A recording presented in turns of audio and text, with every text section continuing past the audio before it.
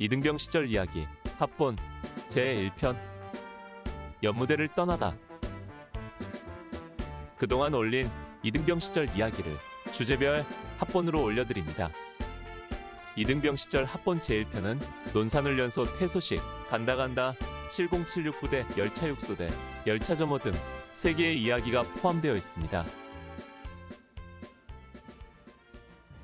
이등병 시절 첫 번째 이야기,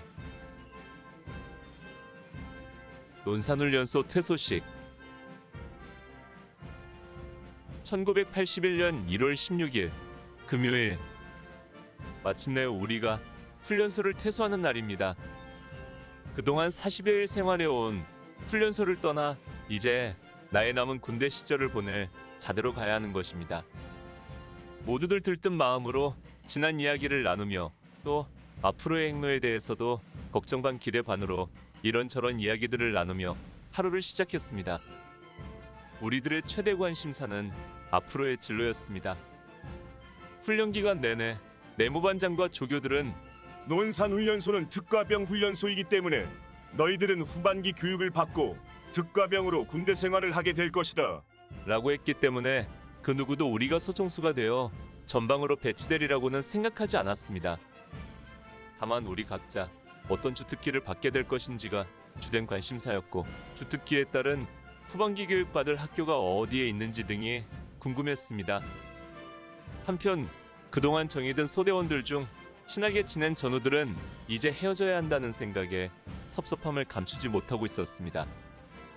나와 단짝으로 지냈던 내 옆집이 전우인 김종국이는 경남 창녕 남지역 사람인데 정말 순박하고 마음 좋은 친구였습니다. 그동안 흉어물 없이 속에 있는 이야기를 많이 나누며 서로에게 위로가 되었는데 이제 그와도 헤어질지 모른다는 생각에 안타깝기만 했습니다.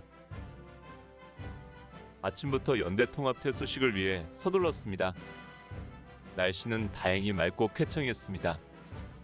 그동안 폭설에 강추위가 계속되었던 것을 생각하면 참으로 다행한 일이었습니다. 훈련소에서의 마지막 아침 식사를 마치고 이제는 다시 내무반에 들어오지 못한다는 말에 따라 더블백을 메고 연병장에 집합하였습니다. 그동안 우리의 안식처가 되었던 훈련소 내무반을 떠나려니 그간의 고생했던 생각은 사라지고 마음 한편이 쌉쌀했습니다. 마치 입대하던 날 집을 떠날 때의 기분이 드는 것은 어찌된 일인지. 1대대와 2대대는 이미 13일에 퇴소를 했기 때문에 우리 3대대만 연대장에게 퇴소 신고를 했습니다. 군대에서 상관을 모시고 하는 행사는 항상 사전 예행 연습이 실시됩니다. 퇴소식 역시 몇 번의 연습을 했습니다. 내무반장이나 조교들의 악다구리 소리는 없었지만 이제 이등병 계급장을 단 당당한 대한민국 군인이었기에 군기 잡힌 모습으로 퇴소식을 준비했습니다. 늘 그렇듯이 우리가 준비한 연습에 비해 퇴소식은 그리 오래 끌지 않고 간단하게 끝났습니다. 날씨도 춥고 연대장 훈시도 길지 않았습니다. 연대장 훈시는 우리에게 좋은 이야기인 것 같은데 그 누구도 귀 기울여 듣는 것 같지 않았습니다. 연대 신고가 끝난 뒤 다시 중대 단위로 모여 중대 퇴소식을 했습니다. 우리가 훈련소에 입소할 때는 깜깜한 오밤중에 뭐가 뭔지 모르게 입소식이 진행되었었는데 퇴소식은 나름대로 격을 갖춰 진행했습니다. 우리 중대장 남만식 중위는 합리적이고 명쾌한 사람이었습니다. 외모는 야전형이라기보다는 문민형으로 부드러운 인상을 지니고 있었는데 중대를 지휘하는 데 있어서는 군더더기가 없이 간결했습니다. 모든 일에 질질 끌거나 막무가내식의 진행을 하지 않았던 것입니다.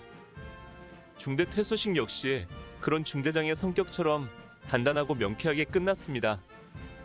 중대장이 우리에게 남긴 마지막 말은 단 한 사람도 인생의 패배자가 되지 말고 3년 뒤에 예비역 육군 병장이 되어 고향 부모님께 돌아가라 라는 말이었습니다.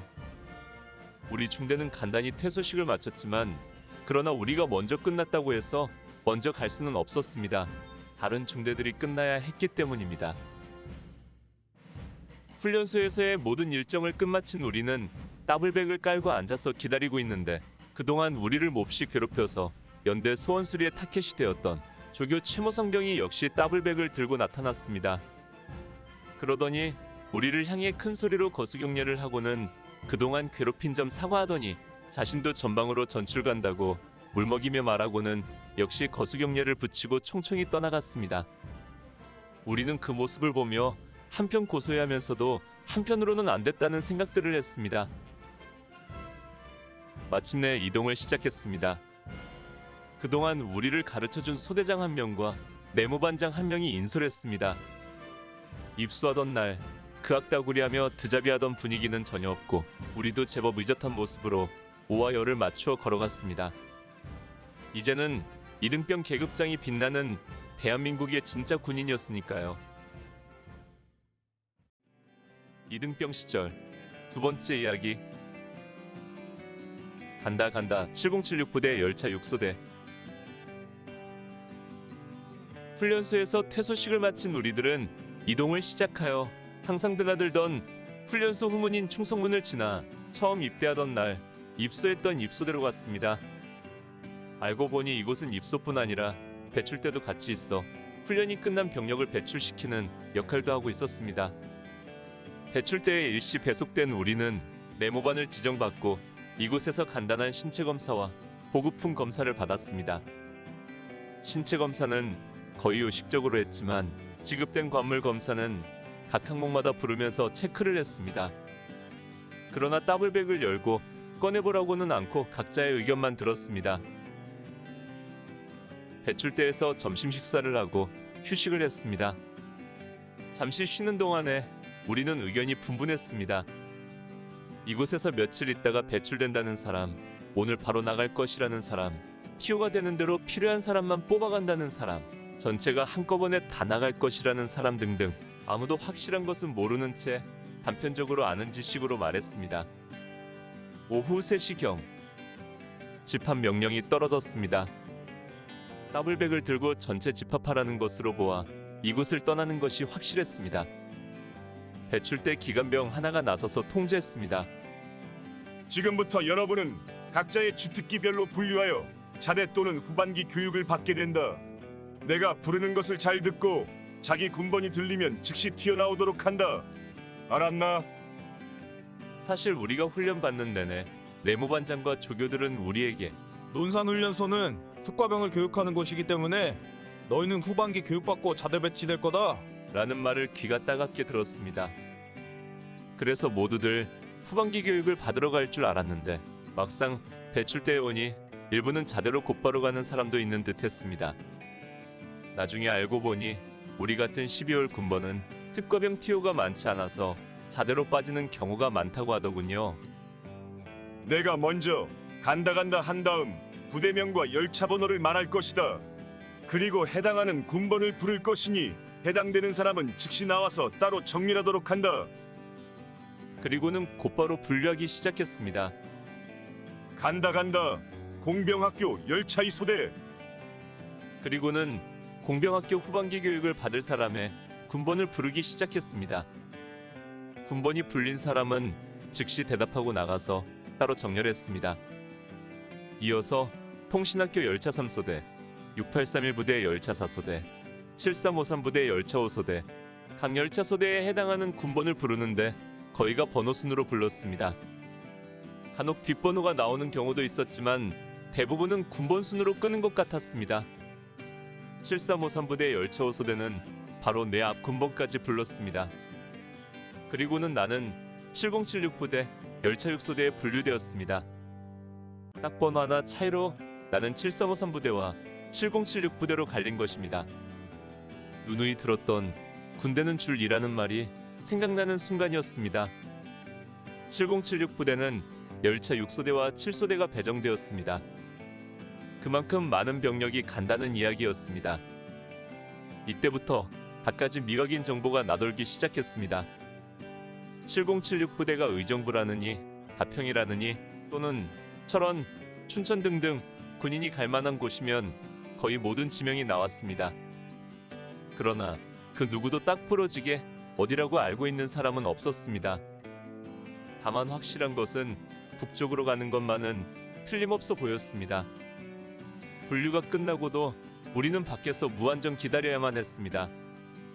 겨울의 짧은 해는 벌써 서산너머로 자취를 감추고 사방이 어두워졌어도 무한정 기다리게 했습니다. 군대에서 가장 답답한 것이 바로 이런 경우였습니다. 그 누구도 속 시원히 앞으로 몇 시에 갈 것이다 말해주는 사람 없이 우리는 찬바람 속에서 뭉클이고 앉아 있어야 하는 것입니다. 밤 8시 마침내 이동을 시작했습니다. 남모르는 호송병들의 통제 속에 40여일 전 입수대로 들어오던 길을 되짚어 연무읍길을 가로질러 연무문 앞을 지나 연무대역으로 갔습니다. 차가운 바람은 코끝을 베어갈 듯 따갑게 했고 종일 메고 다닌 더블백은 어깨를 잡아 아래로 끌어내리는 듯 했습니다. 연무읍 가게들은 불을 환하게 밝혀있고 많은 사람이 오고 갔지만 우리들에게는 눈길조차 주지 않았습니다. 입대하기 전날 그리도 반갑게 우리들의 손을 잡아 끌며 손님을 부르던 그들이 아니었습니다. 그 누구의 환송도 박수도 없이 우리는 어둠이 짙게 깔린 연무대역 플랫폼에 정렬하였습니다. 1981년 1월 16일 밤이었습니다. 이등병 시절 세 번째 이야기. 열차 점호.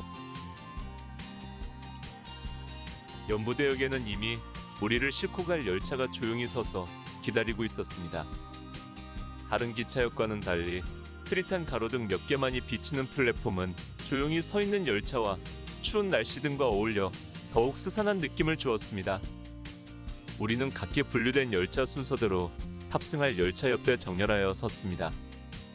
배출대에서부터 우리를 통제한 호송병들은 우리를 무섭게 통제했습니다. 예전 훈련소에 투입될 때의 상황이 우리 앞에 다시 벌어지고 있었습니다. 조금이라도 굼뜨거나 통제에 미처 대응하지 못하는 신병들은 그대로 현찰박치기를 당했습니다. 여기저기서 호송병들의 고함 소리와 퍽퍽거리는 소리가 분별 없이 들렸습니다. 그렇지 않아도 춥고 떨리는 날씨에 우리는 더욱 주눅이 들어 떨어야 했습니다. 우리 열차 육소대에도 2명의 호송병이 배치되어 우리를 통제했습니다. 정렬이 끝나자 호송병이 우리에게 칼같은 목소리로 말했습니다. 주목! 나는 너희 열차 호송을 맡은 하사 아무개이다. 지금부터 내 통제를 잘 따르지 않거나 개인 행동을 하는 놈은 오늘 밤이 괴로울 것이다. 알겠나? 지금부터 각자 가지고 있는 더블백을 열차 선반의 크기에 맞춰 가로 세로 40cm, 높이 23cm로 만든다. 만약에 열차에 탑승하여 선반에 더블백을 올렸을 때 조금이라도 튀어나오는 놈이 있거나 높이가 맞지 않으면 각오해라. 우리는 더블백을 누르고 밟고 하면서 지시된 크기로 맞추기 위해 법석을 떨어야 했습니다. 도대체 군대란 곳은 무엇 하나 쉽게 넘어가는 법이 없었습니다. 그냥 사회에서처럼 자유스럽게 더블백을 선반에 올리면 군인이 총을 못 쏘게 되는 것도 아닌데 말입니다. 아무튼 어떻게 해서 서로 비교해가며 더블백의 크기를 맞췄습니다. 밤 8시 반. 마침내 열차에 탑승했습니다. 우리는 순서대로 자리를 배정받고 더블백을 선반에 올려놓았습니다. 모두가 일정한 크기로 맞춰서 올려놓으니 보기는 좋더군요. 모두가 자리에 앉아 호송병이 다시 지시사항을 말했습니다. 지금부터 30분 뒤인 9시에 열차 점호를 실시한다. 각자 손수건을 꺼내어 자기 중심 사방 50cm 안을 깨끗이 닦는다. 실시. 우리는 찍소리 못하고 시키는 대로 손수건을 꺼내어 눈을 밟고 들어와 질펀해진 열차 바닥을 닦았습니다. 나는 창문 쪽 좌석을 앉아서 그나마 다행이었습니다. 통로 쪽 친구들은 거의 손수건을 짜내야 할 정도로 흥건하게 젖었습니다. 그러나 달리 처리할 수도 없어서 그대로 접어 방상 호주머니에 넣어야 했습니다. 열차 내부는 불이 환히 켜져 있었지만 창문은 두꺼운 커튼으로 쳐져 있어서 밖을 전혀 내다볼 수가 없었습니다. 밤 9시 열차 점호 실시. 준비 과정은 뻑적지근하게 했지만 정작 점호는 간단하게 끝났습니다. 처음 호송병 말로는 연대장이 오네, 대대장이 오네 했지만 점호를 취하러 온 사람은 훈련소 우리 중대장과 소대장 2명 등이었습니다. 본시 사람이 좋았던 중대장은 우리들 등을 두드려주면서 남은 군생활 잘하라고 격려해 주었고, 훈련소 기간 내내 우리를 최고로 괴롭혔던 소대장 서모 소희 역시도 그 악하던 얼굴빛이 사라지고 우리에게 웃음 띤 얼굴로 눈인사를 하며 지나갔습니다. 그 모습을 보니 그동안의 미움과 증오가 봄눈 녹듯이 사라지는 것 같았습니다. 그 사람 역시 우리가 미워서 그런 것이 아니었다는 생각 때문이었지요. 이것이 약한 인간의 모습인 것 같았습니다. 결국 연무대를 떠나는 순간 내 머릿속에는 우리를 괴롭혔던 소대장도 내무반장 최무하사도 우리의 소원수리 때문에 더블백을 메고 전방으로 떠나가던 조교 상병도 그리고 그 외의 모든 조교와 기관병들도 미움이 아니라 추억의 대상으로 바뀌어 있었던 것입니다. 밤 10시 마침내 열차가 조용히 어둠을 뚫고 움직이기 시작했습니다. 정말 얘기거리도 많고 애환도 많은 연무대. 덜컹거리는 기차 바퀴 소리와 더불어 점점 멀어지고 있었습니다. 오늘 추억 여행에 함께 해주셔서 감사합니다. 다음 이야기를 기대해 주시고 구독과 좋아요 부탁드립니다. 항백